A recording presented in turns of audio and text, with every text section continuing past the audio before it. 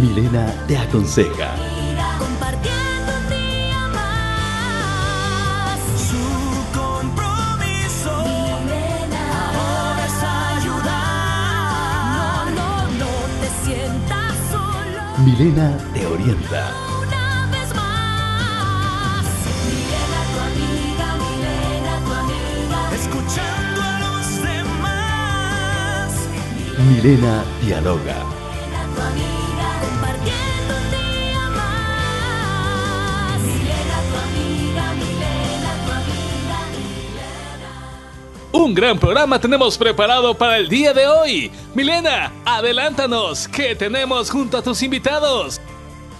Hola, hola, bienvenidos a Milena, tu amiga. Este día miércoles vamos a estar abordando un tema médico y es la microcefalia. Durante el embarazo, la cabeza del bebé aumenta de tamaño porque el cerebro del bebé crece. La microcefalia es una afección en la cual la cabeza del bebé es mucho más pequeña de lo esperado y puede ocurrir porque el cerebro del bebé no se ha desarrollado adecuadamente durante el embarazo o dejó de crecer después del nacimiento. El trastorno puede provenir de una amplia variedad de condiciones que provocan un crecimiento alterado del cerebro y esto es lo que vamos a investigar el día de hoy. Es por eso que ya tengo a mis especialistas de la tarde y ellos son el doctor Mariano Morán, neurólogo pediatra. Bienvenidos. Gracias, mucho gusto.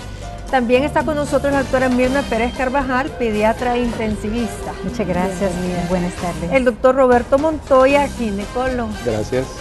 Y el doctor Guillermo Barahona, él es pediatra infectólogo. Muchas gracias. Bienvenido. Bueno, más o menos ya les di una breve explicación de lo que es la microcefalia, pero me imagino yo que el primero en detectar alguna anomalía es el ginecólogo, porque es el que nos está llevando el control durante el embarazo. Sí, Milena y estimados televidentes y compañeros de panel, realmente la alarma del Zika, que es la que ha venido a despertarnos en esta, ponernos en efervescencia, este es un virus que se conoció desde 1947, el año que yo nací, allá en Uganda, pero en monos macacos. 5 años después ya se encontró en humanos y ahí comenzaron a haber ya algunos tipos de problemas para que cuando llega a hacerse casi una epidemia, y ya van a hablar los epidemiólogos y todo esto de esto, entonces se va dando la posibilidad de que la microcefalia se relacione con la enfermedad del Zika en el embarazo. Pero es sumamente importante, primero, que no toda la enfermedad del Zika da microcefalia. No toda la enfermedad ¿En mujeres del Zika, embarazadas? En mujeres embarazadas, y no todas se manifiestan. O sea, alguien tiene Zika y no necesariamente tiene síntomas de Zika. Un 20%, digamos, tienen los síntomas, las demás no. Entonces, hay muchas cosas que vamos a hablar más adelante, importantes para ir detectando los problemas en el embarazo. Pero en sí, es cuando a uno le hacen una ultra, ustedes, bueno, me recuerdo con mis 2 hijos, pues le hacen ciertas mediciones, ¿verdad? A esa la ultra, cabeza, por ejemplo. Sí, a la cabeza, la circunferencia. Tiene que tener un crecimiento de acuerdo, me imagino yo, a las semanas. Exactamente, pero es detectable nada más adelante de las 28 semanas. Antes no puede decir a las 16 semanas este niño tiene poco crecimiento de su cerebro, sino de la 28 en adelante puede detectarse. Y de ahí están los grados de microcefalia, las consecuencias que estos pueden tener. Así que quizás hay mucha alarma y debemos de poner las cosas bien para que nuestros televidentes estén bien informados, que es parte muy importante, es que la población esté bien informada para que no esté temblando de miedo por algo que realmente se puede manejar. Así es.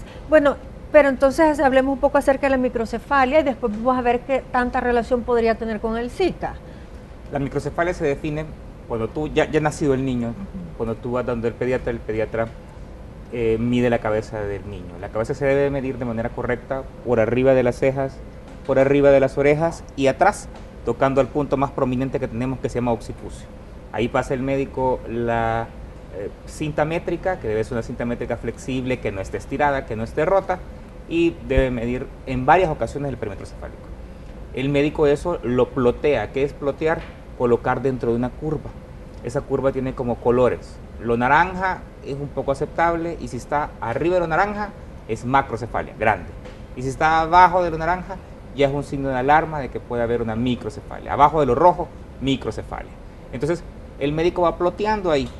Cuando detecta que el niño va por abajo de lo rojo, ya puede diagnosticar una microcefalia. Y como muy bien dijo el doctor, no todas las microcefalias, su única causa es Zika. El Zika lo ha vuelto famoso, Claro. pero la microcefalia siempre ha existido. Hay otros virus, hay otras enfermedades, como por ejemplo la toxoplasmosis, la rubeola, el citomegalovirus, que siempre han existido con el humano, y esas también nos causan microcefalias. Entonces, es algo que siempre nos ha acompañado, pero que ahora ha salido a la luz. Ahora, pero que entonces, ¿con qué frecuencia se diagnostica a un bebé con microcefalia, doctor? Pues, Por ejemplo, aquí en El Salvador. eso es una pregunta muy interesante, porque realmente lo que está haciendo falta es parámetros para poder comparar. Es decir, se sabe que hay microcefalia, pero lo que no se sabe es la incidencia anual de microcefalia en nuestro país.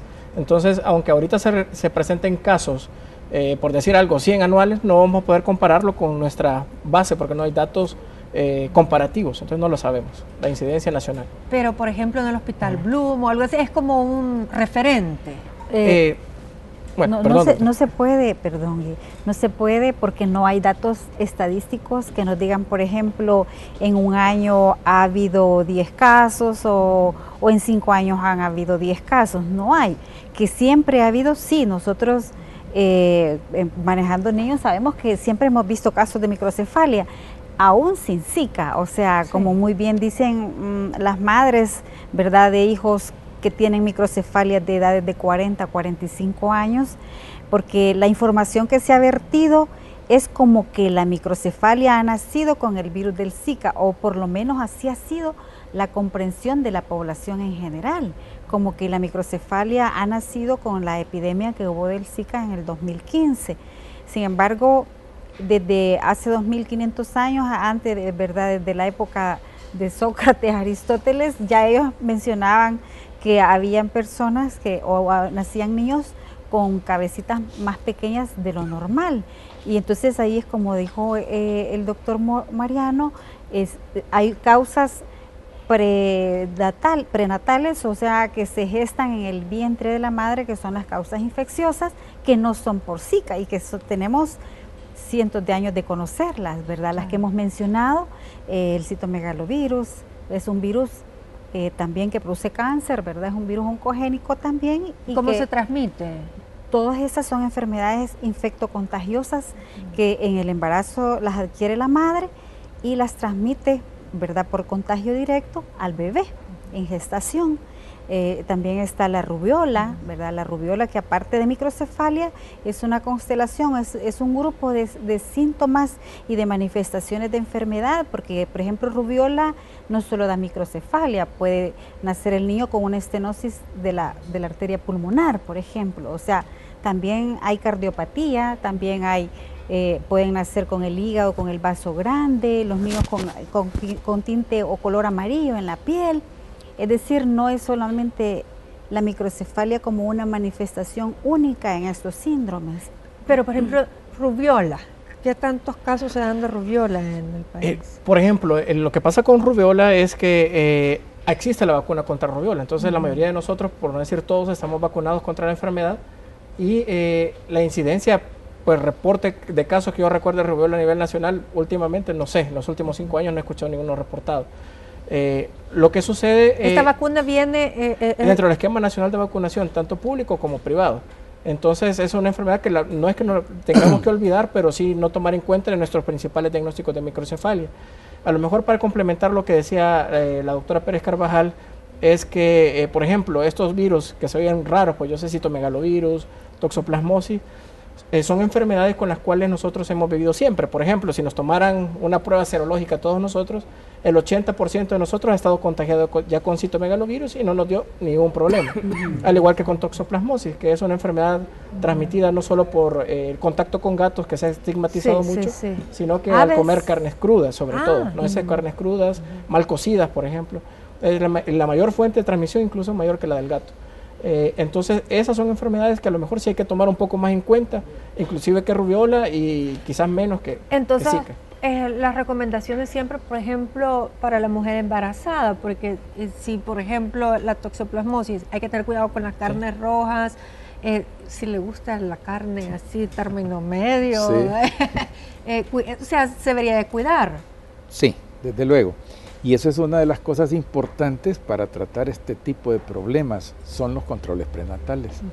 Los controles prenatales que deben ser verdaderamente estrictos en cuanto a que la señora cumpla las citas que se le dan. Que no se le deja cita porque se le quiere ver. Porque la quiere ver todos los meses. Porque le quiere cobrar o por lo que sea, sino porque hay parámetros que vamos evaluando y ahí nos pueden ir dando distintos caminos para evitarle problemas o para revertir los que pudieran estar. Desde luego, en los exámenes prenatales enviamos los exámenes que nos detectan toxoplasmosis, nos detectan otro tipo de problemas. Desde el principio, doctor. Desde el principio del embarazo, porque son tratables, pero el Zika no lo mandamos porque no hay una detección, digamos, segura, y a todas no se puede hacer un tamizaje a todas las personas. Entonces se deja para aquellas que han tenido síntomas, a lo mejor en cuanto a fiebre, todos los síntomas de rash, conjuntivitis, etcétera. Entonces se sospecha y se envía para diagnóstico. Voy a puntualizar, de todas las personas que son positivas a Zika y que están embarazadas, no todas van a tener microcefalia, definitivamente que no. Pero ya nos mantiene la alerta para seguirle buscando. Sí, pero como dice que no todas, ¿qué pasa con las que les da? No sé, ¿qué es lo que las hace a ellas ser más propensas a que les dé? Pues ahí es la conducta del virus. El virus es neurotropo, se va a fijar en las células cerebrales para inhibirle su crecimiento. En algunas se dará, en otras no, pero no tengo la respuesta exacta del por qué en algunas no se produce. Sí. Creo que ahí depende mucho de qué semana de embarazo tiene la mujer en el momento que fue infectada por el Zika. También. Es muy diferente que una mujer sea infectada en las últimas semanas del embarazo versus en las semanas de la 12 a la 25. Que se está formando. Ahí se está formando el cerebro, ahí el cerebro todavía está inmaduro y el cerebro cuando estamos en el útero es lisito, no tiene ninguna curva y están como invertidas las células, o sea, las que deberían de estar afuera están adentro. Y esas alrededor de la semana 12 empiezan a hacer lo que se llama migración neuronal, o sea, empieza a pasar de abajo hacia arriba. Si en ese momento el virus llega, y puede ser este virus llamado citomegalovirus, puede ser la toxoplasmosis, en esas semanas primeras llega y ataca, entonces esta migración neuronal no se va a dar. Y entonces el niño va a nacer con malformaciones cerebrales que se llaman paquigiria, lisencefalia, o sea que son cerebros que quedaron inmaduros, que no se formaron allá adentro. En cambio, si el Zika, el CHIC nos dan durante las últimas semanas, entonces lo que va a producir es una infección aguda, pero de un cerebro que ya está formado. Entonces probablemente lo inflamen, va a tener lo que se llama encefalitis por CHIC, encefalitis por Zika, pero ya es una inflamación para un cerebro maduro, es un cerebro que ya creció, o sea, no van a nacer con microcefalia. Si fue en las primeras, hay más peligro que nazca con microcefalia. Bueno, a regresar de la pausa, quiero que me hablen acerca de la tasa de vida de los bebés que sufren de microcefalia, cuáles serían los cuidados, etcétera. Regreso en breve.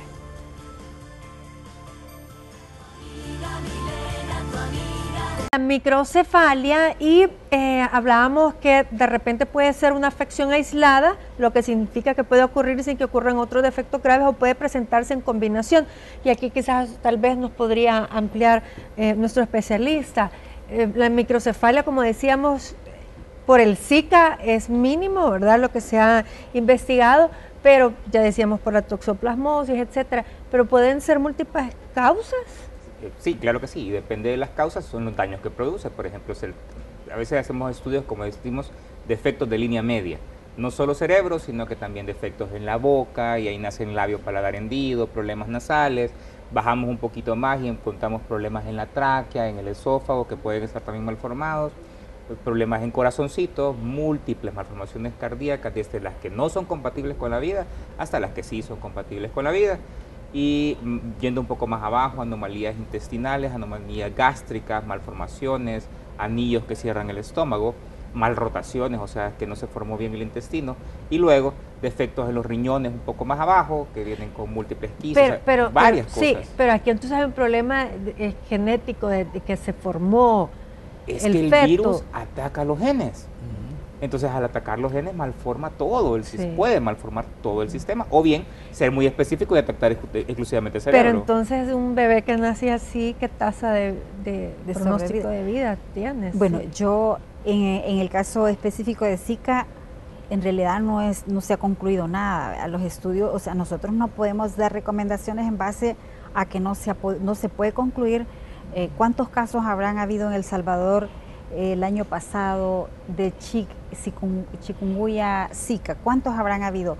Yo recuerdo estar viendo desde el año pasado, desde el mes de febrero, marzo, niños con fiebre y rojos, que las pruebas para el dengue eran negativas, porque uno ve un niño, como decimos nosotros, enfermedad febril, más brote, ¿verdad?, rojo, conjuntivitis, no era dengue. Entonces, ¿cuándo se dio la alarma de que nosotros teníamos enfermedad por Zika? La dieron en agosto, septiembre. Sí, casi a finales. A finales del último trimestre. ¿Por un caso? No, por el grupo de personas que apareció afectadas por mexicano, ¿verdad? Ahora, ¿cuántos casos dejamos de, digamos, quedaron en su registro? Es decir, no se conoció que el diagnóstico era de esa enfermedad. Primero. Segundo, no hemos tenido pruebas diagnósticas, ¿verdad? No hemos tenido pruebas para decir este es Zika, este es dengue, este es chikungunya, porque son las 3 enfermedades efervescentes que han estado en los últimos años. No hemos podido confirmarlos. Entonces, a raíz de ese subregistro, va a ser bien difícil decir que con 2 casos de microcefalia más pruebas positivas para Zika, si salen más, como decía el doctor Barahona, con qué lo comparamos previamente, ¿verdad? Entonces, aquí los niveles de evidencia científica, es decir, darle validez a esto y decir esto es igual a lo otro. Por ejemplo, ha habido más casos de Guillain-Barré, que también es una enfermedad neurológica secundaria que se ha asociado, pues, pero no se ha confirmado, no han dicho sí es.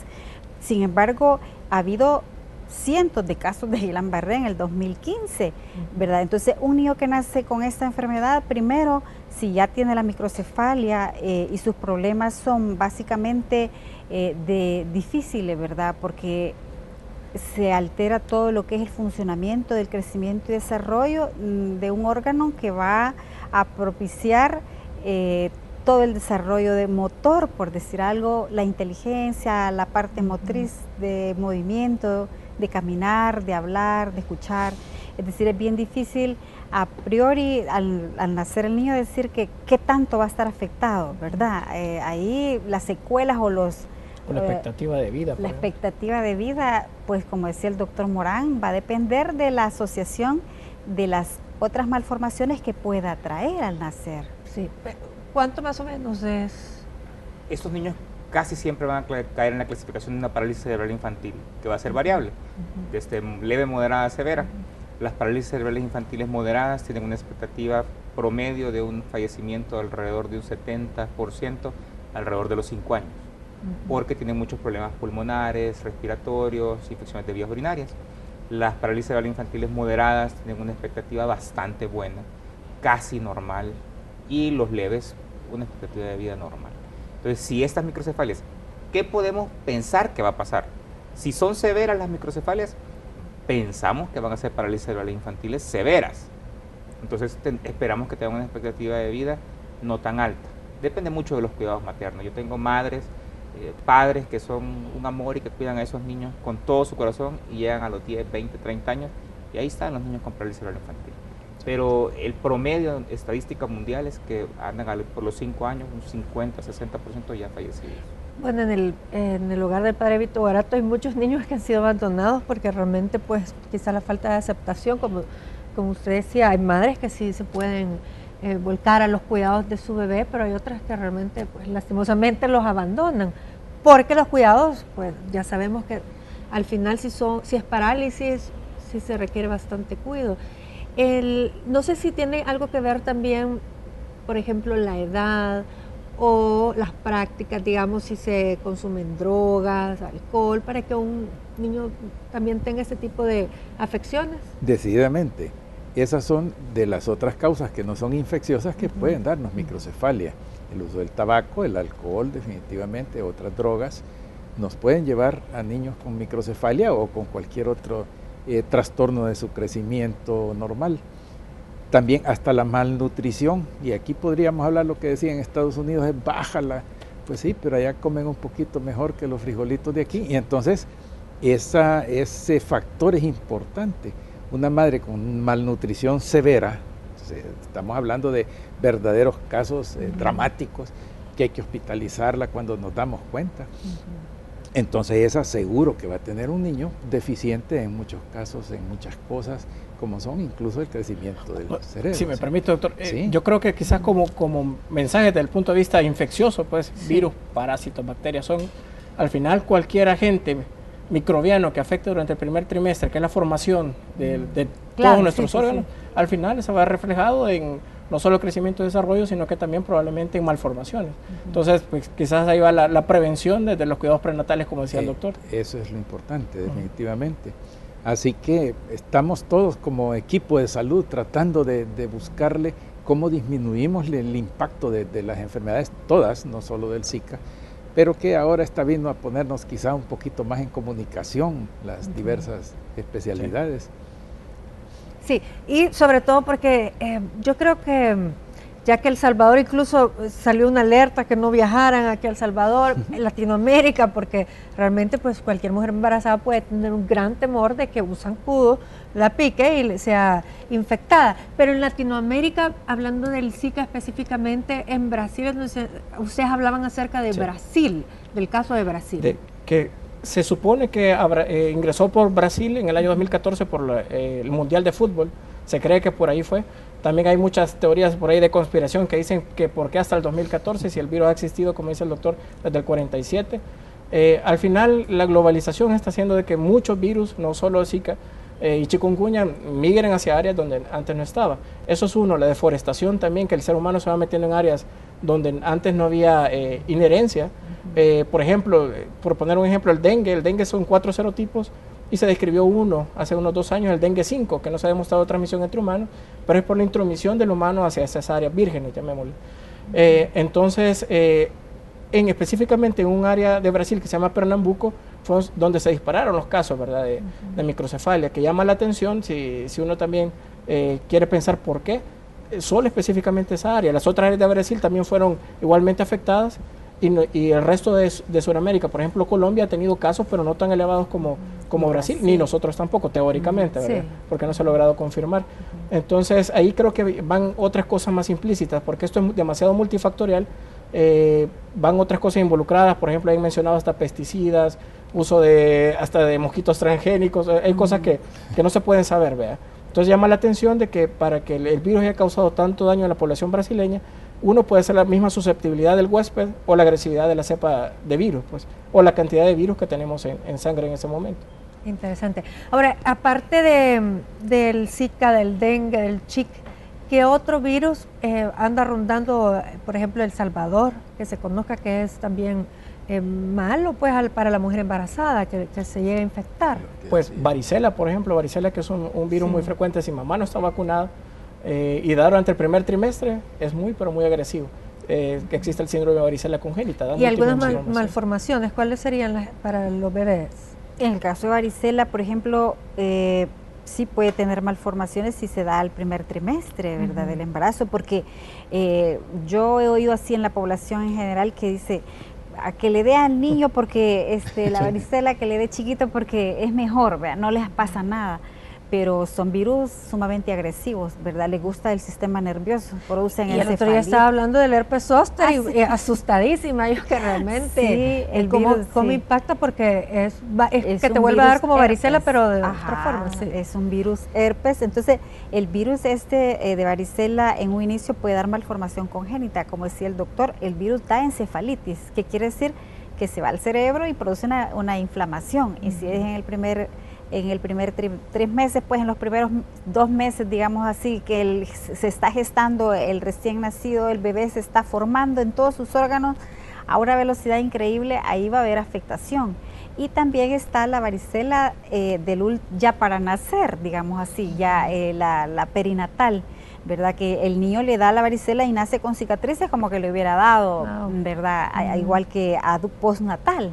Entonces sí, son enfermedades que tienen prevención en el momento actual y que pueden ocasionar bastante daño. Varicela, por ejemplo, la toxoplasmosis es otra enfermedad que esa no hay manera de prevención, más que, como decía el doctor, los quistes, los huevos de ese parásito están enquistados en la carne de los cerdos, de las reses, ¿verdad? Que es lo que nosotros comemos bastante. Y ahí sobreviven y ahí están. Entonces, y este causa también de infertilidad. Sí. Fíjese que lo más importante quizás de todo esto es la respuesta que tiene que dar la nación, no solo el gremio médico. Tiene que haber una estrategia nacional para terminar o disminuir enormemente esto. Cuando sabemos que un zancudo es el que transmite y sabemos que su ciclo es de cada 3 semanas, por decir algo, su reproducción, hacemos una fumigación ahora y hacemos la otra dentro de 6 meses, no ganamos nada. Perdimos el dinero invertido en esta fumigación. Si va a durar 3 semanas, entonces fumigo ahora y dentro de 2 semanas y así voy y entonces puedo mantener que limpio. yo he escuchado también que es importante cuando se aíslan zonas donde se detecta que hay brotes. Claro. Se aíslan y sobre todo se fumiga, como usted dice, intensivamente para evitar que se propague. Pero con la frecuencia adecuada para que los que quedaron en huevecitos se mueran al nomás nacer con la siguiente y así pues podríamos llegar a algo. Lo otro que muy bien decían los colegas es la educación hacia la población, hacia las madres, hacia los padres que no tienen el problema y a los que lo tienen, visitas domiciliares que tienen que hacerles para estar vigilando cómo nos están manejando estos niños, cómo realmente tienen estas criaturas la atención que ameritan como seres humanos, aunque tengan un problema X, y apoyar a los padres incluso con terapias de grupo, en fin, hay tantas cosas que se pueden hacer y que aquí probablemente no se han implementado de momento, y espero que sí se implementen, pero no solo pues para el Zika, sino para todas estas otras enfermedades que hemos estado hablando, de prevenirlas con vacunas o evitando la transmisión, eliminando los vectores que las transmiten. Interesante. Nos vamos a ir a una pausa. Este miércoles estamos hablando de la microcefalia en nuestra temática médica. Ya ven. Compartiendo un día más. Milena, tu amiga, Milena, tu amiga, Milena. Tu amiga, Milena. Hoy estamos hablando de la microcefalia, pero en general también pues hemos hablado de las medidas que se deben de tomar para poder erradicar el zancudo, que es el que pues anda ahí el virus del Zika, del dengue, del CHIC, y que de repente pues hemos tenido a finales del 2015 pues un alza en los casos, me imagino yo también que tiene que ver mucho con la lluvia. Y nuevamente estamos en época de lluvia y hay que tener los cuidados del caso para poder tener pues nuestras áreas limpias, sin agua retenida, que creo que ya está en uno como ciudadano pues tomar estas medidas. Pero hablando de la salud, de nuestro sistema de salud, pues la verdad es que la microcefalia, como bien nos lo decía nuestro pediatra especialista en infecciones, pues es una infección y de repente te puede llegar, no hay algo que uno como madre haga mal, porque de repente pues hay mucha culpabilidad. Sí, eso es cierto, pues hay muchas mamás que se toman es decir, muy a pecho o echándose la culpa de lo que le pasó a sus hijos. Hay cosas que de verdad que no se sabe qué factor o qué puede desencadenar que a un niño le vaya bien, a otro mal, por ejemplo, en el sentido de las malformaciones. Lo que podemos hacer nosotros como salvadoreños es cuidar pues nuestra propia casa, eliminando criaderos. Sí está bien que el ministerio llegue a fumigar, si es que llega a fumigar, si no toca limpiar nosotros mismos desde las muy simples corcholatas que pueden acumular agua hasta lo que pueda retener basura, vegetación, etcétera, que son cosas que como ya se decía, son muy bien conocidas y eso sí lo podemos hacer para tener un impacto. A lo mejor yo no puedo inferir en el vecino para que él pueda limpiar, pero por lo menos yo puedo hacer mi parte. Y el abate para las pilas, etcétera. Sí. El otro día pasaron por mi casa regalando los de la alcaldía. Entonces, bueno, sí, se quiere hacer, pero está en parte de uno también tener buenas prácticas de higiene en el hogar. Y usted decía, yo le preguntaba, porque hablaba en los comerciales del TORCH, como decía. Sí, TORCH es un acrónimo que ya SICA se está involucrando dentro de este acrónimo de toxoplasma o de otros, que por ahí puede ir VIH, puede ir Chagas, también enfermedad de Chagas, que es otra enfermedad, Zika, R de rubiola, C de citomegalovirus y H de herpes. Es como para tratar de simplificar o agrupar las enfermedades que pueden causar, valga la redundancia, pero ya que habló del virus del herpes, ¿genital o herpes? Este es otro ¿Qué herpes. tipo de herpes? Herpes existen infinidad, pero los principales que pueden causar malformaciones son herpes tipo 1 y herpes tipo 2. Entonces el genital, que sí puede causar malformaciones en el feto. Eso cuando le da a la madre embarazada. Sí, enfermedad de transmisión sexual, al igual que el sífilis. ¿Y cómo te puede llegar eso? Bueno, es de transmisión sexual, definitivamente, y cuando se diagnostica, este bebé debe nacer por cesárea. Si él sale por el canal vaginal, seguro que se va a contaminar y entonces va a ser infestado. Claro. Sí. Entonces, todas las medidas de prevención, vaya, ustedes andan ahora con pantalones, eso es una medida de prevención para evitar las picaduras, incluso que les pongan mosquiteros a los bebés durante el día, cuando estén en sus cunas, en sus quiricús o en lo que sea, que haya algo que les proteja de que llegue un zancudito a encebarse con ellos, ¿verdad? Entonces, todas las medidas que nos eviten el hecho de ser picados por un zancudo es una de las formas, porque evitamos que exista el zancudo, evitamos que nos pique, son las dos posibilidades. Y entre estas, la ropa, el uso de la ropa, los repelentes, es muy importante el uso de repelentes adecuados, pues. Hay repelentes hasta de tipo natural, ponen agua caliente y le ponen hojas de eucalipto y el zancudo no le gusta el olorcito ese y no entra a la habitación, en fin. Todo eso es muy importante que tengamos en cuenta para evitar. Y luego, la paciente que está con Zika, digamos, que no tenga relaciones sexuales, se lo va a transmitir a su esposo, o si el esposo tiene el Zika, que también lo ponga en cuarentena y a dormir con el chucho. Hay que mandarlo para otro lado. Hay que y bien lejos de la casa, porque o sea, los mecanismos de transmisión son eso, ¿verdad? Exacto. Que se ha aislado virus actualmente en la saliva, en la leche, se ha mencionado la leche materna, las secreciones vaginales o las secreciones en el hombre, y por eso es que veíamos nosotros que la epidemia fue, en realidad la gente decía hasta con eslogan, ¿verdad? El 99% de la población tuvo Zika, porque al principio decían, no creemos que sea solo el zancudo que pique, pero actualmente el CDC en su página ya tiene, ¿verdad?, que ha habido aislamiento en la saliva, por lo tanto, lo más probable es que sí, por gotículas de saliva, al igual que la influenza, se puede transmitir esta enfermedad también. Y con respecto a la microcefalia, ¿se puede revertir, doctor? No es revertible desde ningún punto de vista. Si el paciente ya tiene la microcefalia, así va a estar con esta microcefalia. Lo que se debe de hacer aquí, y hacer mucho énfasis en el padre, es que no se desilusione, sino que debe de empezar con terapia física, terapia de lenguaje, terapias múltiples que deben de ser intensivas, porque se les explica que lo que ha quedado del cerebro, que todavía está funcionando, debe de aprender a hacer las funciones de las partes que han quedado defectuosas. Y esa solo se logra con la fisioterapia. La fisioterapia es efectiva durante los primeros 5 o 6 años de vida. Después de eso se tardó. Digamos, estamos viendo esta foto, el cerebro no tiene ahí para dónde crecer realmente. Lo que pasa es que ahí no hay cerebro. Entonces, como que fue primero, ¿verdad? ¿Cabeza chiquita o cerebro chiquito? Pues lo más probable es que en ese bebé no haya un cerebro adecuado, o muy pequeño o no hay. Entonces, como no hay cerebro, no hay quien crezca y no crece la cabeza. Entonces, es el cerebro el que obliga a la cabeza a crecer. Entonces, si el cerebro se dañó, no crece la cabeza. Ok, entiendo. Y hablamos también que de repente por golpes, por traumas, yo le decía el forceps, ¿esto también te puede dañar el cerebro? Sí, esas son causas postnatales de microcefalia. El niño pudo haber nacido, el perímetro normal de un niño de término son 35 centímetros, eso es el promedio normal. El niño pudo haber nacido perfecto, pero imagínense que se le cae de la cama, tuvo una hemorragia cerebral severa y entonces Ante una todo gran golpe, parte es ante todo golpe siempre hay que, ¿qué es lo que? Porque ir con de su repente pediatra.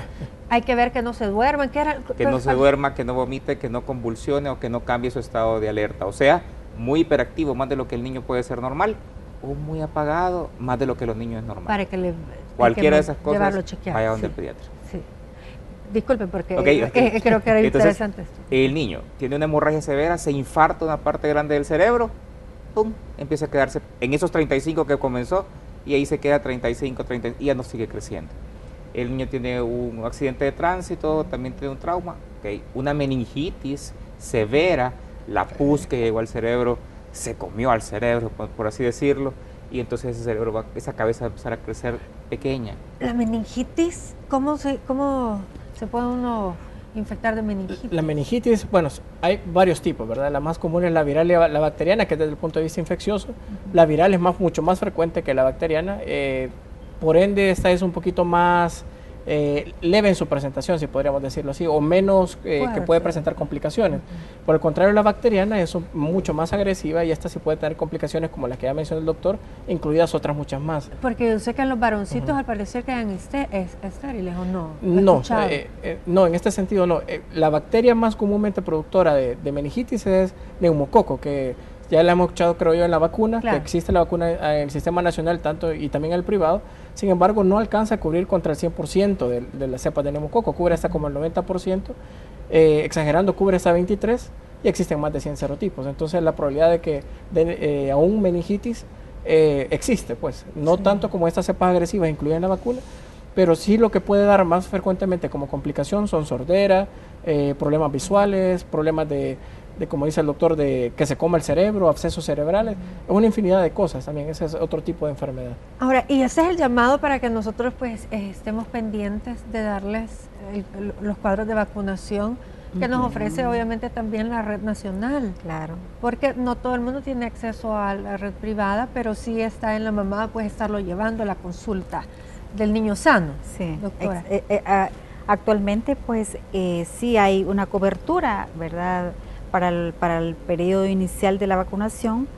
Es que la mamá haga sus dan citas y ellos los llevan a la vacunación, de que se las pongan. Al momento actual todavía hay personas en realidad que dicen sentir un poco de pena por ir a vacunar al niño porque le va a doler, ¿verdad? Porque le va a dar fiebre. Porque le va a dar fiebre, y es cierto, es el amor de padre, ¿verdad? Pero la protección que va a tener para evitar una enfermedad que le puede dejar una secuela, ¿verdad?, para el resto de su vida, yo creo que vale la pena irlo a prevenir, ¿verdad? Ahora, la varicela sí no está dentro del cuadro. La vez pasada que estudiamos lo del herpes zóster, y eso sí debe ser, pues uno, papá, ahorre, lo lleve donde el pediatra, porque sí creo que las secuelas son bien graves también.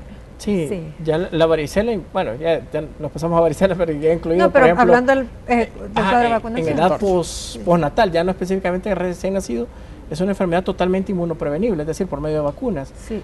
Por ejemplo, si hay niños que hemos tenido no solo en el Hospital Bloom, sino pues también en los privados, que en el último brote de vesículas, con sus buenas defensas, hacen rascado en la última lesión y se les hace una infección grave que se llama fascitis necrotizante, que pueden llegar hasta comprometer el miembro, incluso afectar el pulmón o perder pulmón y por una enfermedad totalmente prevenible por vacunas, que eso es lo que duele más. Claro, ahí es donde uno sí puede, como padre de familia, hacer algo. Pero en cuanto a la microcefalia, si veíamos que era por infección, por un zancudo, ahí sí que solamente pues a la comunidad y hacerles el llamado, y ojalá pues no se sigan presentando nuevos casos, porque es preocupante, ¿verdad? Y obviamente que sea por el mosquito del zancudo. Dígame, doctor. Sí, yo quería enfatizar por las pacientes. A toda mujer embarazada que le da una infección que se sospecha Zika, ella cree ya de entrada que va a tener su niño con microcefalia y comienzan a pedir incluso aborto. Wow. Ya la han pedido así, mire, yo no quiero tener un niño así, yo quiero aborto. Yo quiero dejarles bien claro de que es muy poco probable que tengan un niño con mucho problema. Y que los que nacen con microcefalia, los de microcefalia severa, como hablaba el doctor, son todavía menor el porcentaje que tienen. Entonces, que tengan su niño con un problema no es una situación para obligarlas a pedir un aborto, a sentirse que ya el niño viene definitivamente De todos modos, con en el país serios problemas. no se puede hacer un aborto terapéutico. No, así además, en este caso, claro. definitivamente. Sí, pero yo pienso que eso ha sido porque yo he visto madres el año pasado que han entrado en un estado de pánico y de angustia porque el medio de comunicación en realidad hizo ver la situación como un binomio, señora embarazada con Zika igual microcefalia. Así lo apreció la mayoría de la población, ¿verdad? Yo tuve la oportunidad de entrevistar a unas señoras embarazadas que ellas ya sabían que su hijo ya lo habían catalogado con ese diagnóstico en el embarazo. En primer lugar, ni siquiera estaban confirmadas con la enfermedad, ¿verdad? No sabían si esa enfermedad era el Zika, solo tenían fiebre y ya pensaban que era Zika. Y en segundo lugar, si estaban embarazadas, ya sabían que ellas iban a tener un niño con microcefalia. Y como dice el doctor, hacer énfasis que el Zika no se ha confirmado 100%, ¿verdad? Que no se ha visto la causa-efecto. La relación sea directa, 100%. Es decir, como volvemos a decir, una señora embarazada que le dé Zika, inmediatamente se traduce a que su hijo tiene microcefalia, eso no puede ser. Y esto qué bueno que lo esté diciendo para que estén tranquilos. Sí, porque Perdón, es más, lo que dice la doctora de la relación directa, lo que hizo el CDC o en los médicos de Estados Unidos fue extrapolar los modelos que tenían de rubiola y de citomegalovirus para decir que existe la relación directa de Zika, por ejemplo. Es decir, han extrapolado. Copiaron el modelo de la rubiola, del citomegalovirus, para traspolarlo y explicar lo que está pasando con el Zika, ¿verdad? No es que se haya evidenciado a alguien así. Bueno, para ir cerrando, su conclusión, doctor. Primero, que no tengan miedo, como dijeron los colegas. O sea, está embarazada, tuvo Zika, ok, su ginecólogo en su control le va a ir midiendo diferentes cosas, le va a ir haciendo ultrasonografías y va a ir sabiendo cómo va saliendo. Luego, si tiene un niño ya con microcefalia, tampoco es el fin del mundo. Simplemente va a ser una aventura diferente, va a tener que tener otros cuidados especiales este niño, pero al final de cuentas va a ser su niño amado, no va a ser un niño que tiene como destino morir, o sea, no es el fin del mundo, entonces lo va a amar y como su hijo normal. Bueno, les agradezco mucho que hayan estado conmigo hoy, sobre todo porque creo que es un buen mensaje que le estamos enviando a la población de mujeres embarazadas, primeramente que se cuiden, ¿verdad?, de que mantengan pues su área de su vivienda limpia, y esto para toda la población, porque nadie quiere tener Zika, nadie quiere andar con dengue, ni mucho menos el chic por sus secuelas. Entonces está en nosotros, en la población, acatar estas medidas, estas recomendaciones que nos hace el Ministerio de Salud. Y por otro lado, pues creo que también el mensaje de siempre asistir donde los médicos, los profesionales, en la consulta del ginecólogo, en el embarazo y también de los pediatras, cuando pues ya tenemos a nuestro bebé ante cualquier, decíamos, golpe o etcétera. Lo mejor es consultar y ya erradicar el uso de los sobadores, por favor, porque para eso realmente hay tantos médicos en nuestro país. Les agradezco mucho siempre estar en sintonía. Milena, tu amiga, todo mi cariño. Nos vemos más de cerca a través de mis redes sociales como Milena Mayorga en Twitter, Facebook e Instagram. Feliz tarde, nos vemos mañana.